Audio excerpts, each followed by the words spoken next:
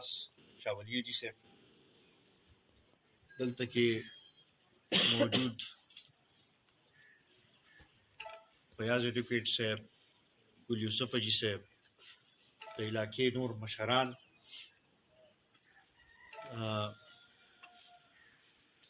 دلته موجود نور ځوانان زمونږه زه ټولو کې اول خو د شاه ولي حاجي صاحب او د هغوی د کورنۍ ډېر زیات مشکور یم زمونږ صوبه پیدا کوي زما خیال زمونږ ضرورت چې دی هغه 1700 میګا واټه دی نو ټیک ده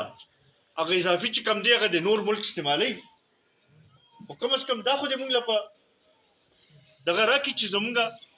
دلته کې خلک چې دي چې هغوی ته خو تکلیف نه او جوړوو مونږ ارزانه بجلي زما خیال 1.5 روپۍ یونټ بجلي زمونږ دغه کېږي واپس راماندې چې خرڅوي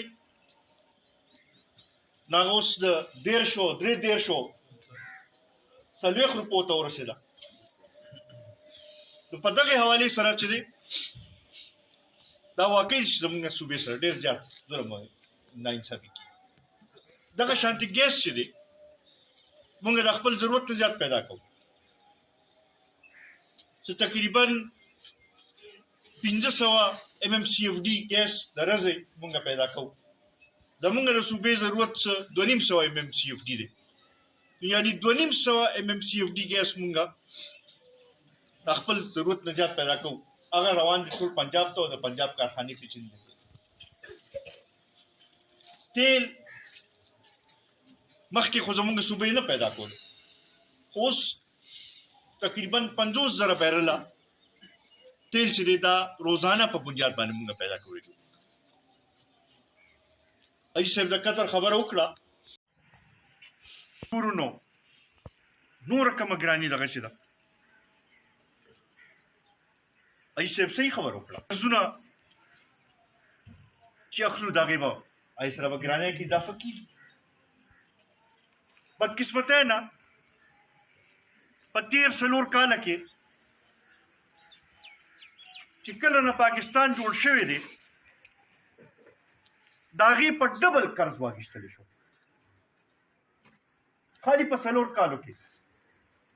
یو طرف ته د 1947 نه واخله د 2018 پورې ټایم بل خواته 4 کاله کې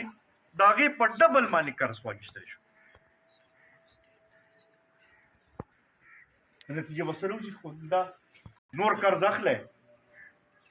نو بیا به د هغوی خبرې هغه شانتې منل کېږي کومه چې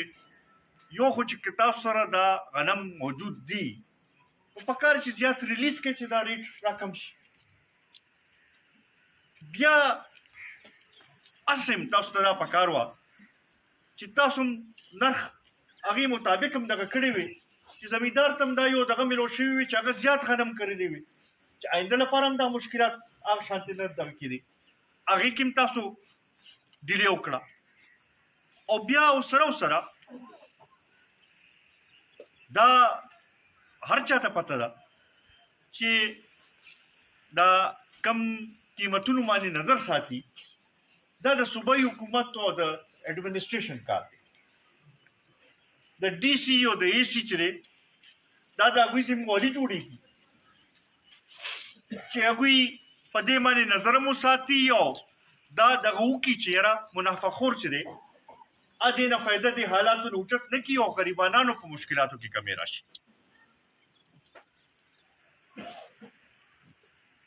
مونږ اوس پرې په دې باندې پوه نه شو چې